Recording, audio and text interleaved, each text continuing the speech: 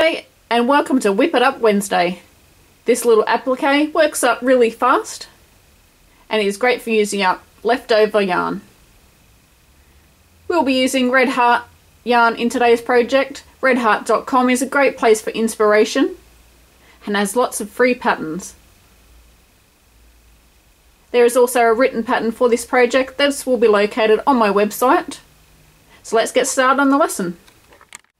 There is a separate video tutorial and written pattern for the basket, and I will put the links that you need in the description box. For our supplies, I'm going to be using Red Heart Super Saver yarn. This is a 10 ply or a worsted weight yarn. For that, we're going to need a 4.5mm crochet hook. You could also use a G size hook if you had one. You want something that gives you firm tension. If you're using 8 ply or double knit, I would recommend a size 3mm crochet hook. We're going to need a yarn needle with a large eye and a pair of scissors. You're just going to need a crochet hook that's going to give you firm tension with the yarn that you choose. We're going to start with a magic ring. There's plenty of different ways to do that. And we're going to chain 3.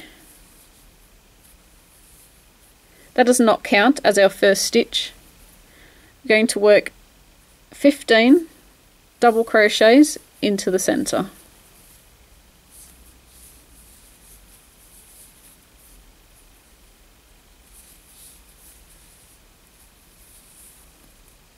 Continue around until you have 15 double crochets, not including the chain 3. When we have our 15 stitches, what we're going to do is join to the first double crochet, not the chain 3. We're going to put our crochet hook into the top of the double crochet at the beginning. We're going to join with a slip stitch. And by ignoring that chain 3, it closes up the gap of where we join. Sometimes we get an ugly gap. So what we're going to do is going to pull on that center string. We can fix it up at the end and make sure it's tight. What we're going to do now is make another chain 3. And we're going to work 2 double crochets into the same stitch.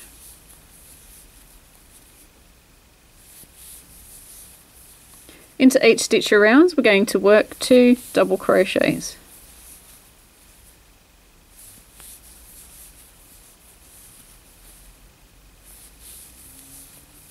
Repeat this around and I'll meet you at the end of the round. When we've finished our last stitches, we're going to join into the top of the first double crochet, not the chain 3. So going into the top of there, we're going to work a slip stitch to join. Make sure that's nice and snug. For another round, we're going to chain 3, double crochet into the same stitch, and work 2 double crochets into the next one. Double crochet in the next, and 2 into the next one. I'm going to repeat this around, alternating between 1 double crochet and 2 into the stitch, and I'll meet you when we get around to here. When we come around, we're going to join to the top of the first double crochet, not the chain 3. So into there,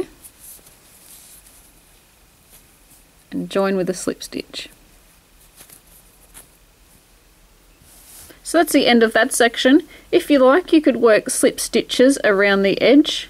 I would work them loosely. If you work them too tight, it's going to make your edge come up like that. But I will just leave mine like so. What we're going to do is we're going to pull tight on the back and we're going to sew in our end.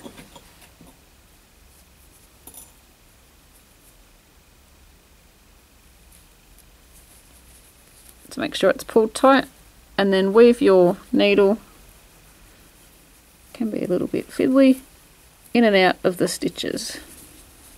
And you're just trying to go through and not through the front, so you're just going through the back.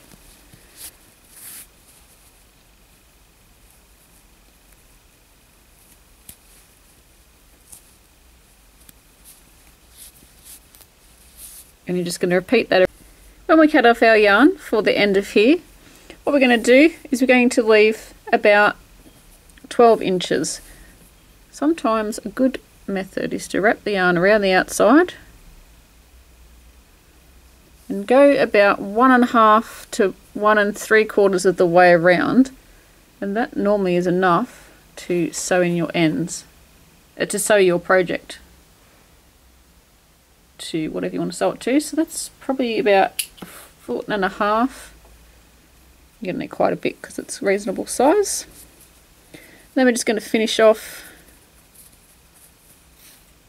Just pull the yarn through the loop and just pull tight.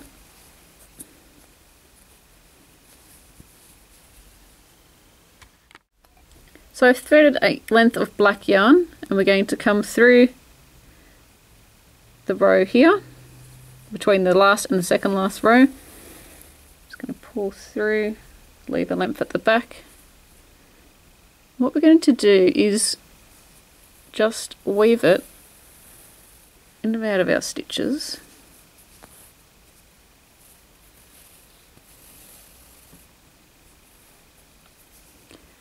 So if you come up here, so that's the next stitch,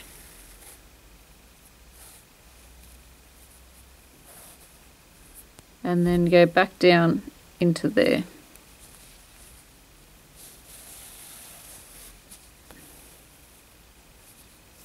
Come up in the next one, and then go back down into there. Repeat this around until you have a mouth. Once we get around with our mouth, what we're going to do is, my yarn is over on this side of the project, and I'm going to just put the yarn in between the stitches. So I've put the needle in between the stitches there, and then I'm going to jump down to these stitches here. And if you go in between, if you make a mistake, it's really easy to undo.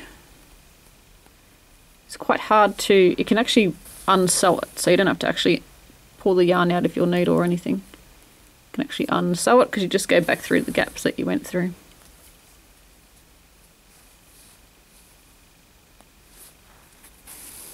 So as you go, make sure it's looking reasonably even. Don't pull too tight, otherwise it will gather up your project.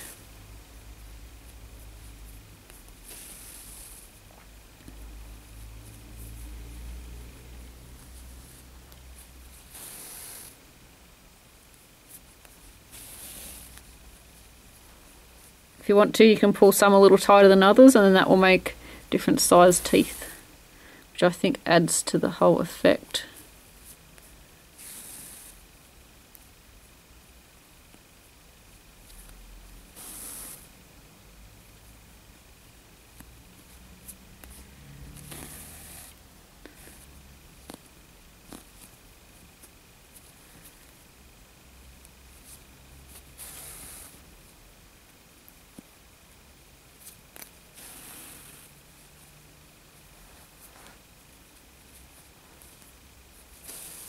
So some I'm going every stitch, some I'm going every second.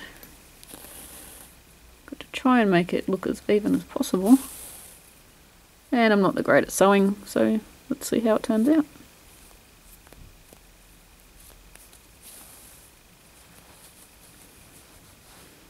That's quite cool considering I'm not very good at sewing. That looks really cool. So then you're just going to tie off the back. So just cut off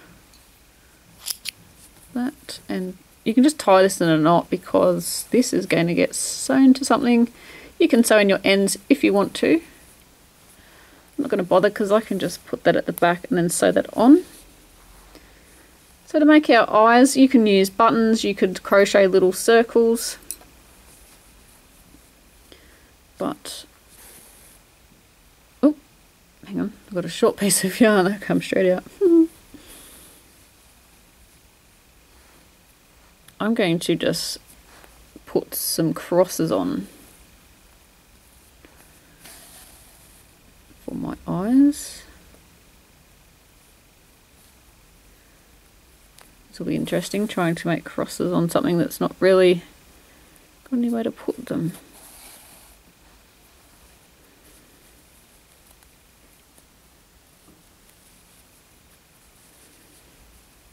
That looks pretty good.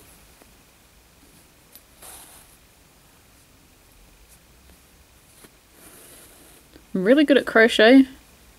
Well, I think I am. But I'm not so good at stitching. There we go. That looks pretty cool. It would look really good with buttons too, but if this is all you've got, then that's something that you could do. Again, you want to just finish off at the back, and because our yarn's over this side, we're going to finish off here. What we can do is just put our needle through, and then through the loop before you finish it off. And that will secure that to there. Just sew it in a few stitches. Try not to go through to the front, otherwise you'll have a big black blob. We don't want that on our project. Cut that off. Doesn't have to be too neat, like I said, because it will be hidden on the back. And then it's ready to sew onto a project. And what I have, so I have this black basket, and this is actually the spring basket video tutorial that I have, and I've just made it in black, obviously. And then we've got our awesome face, and we're going to sew that to the side.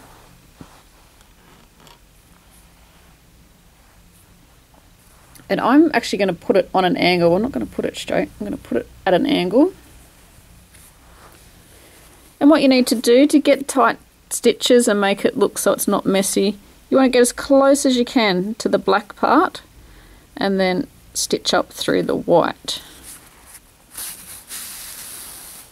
See how the stitch disappeared?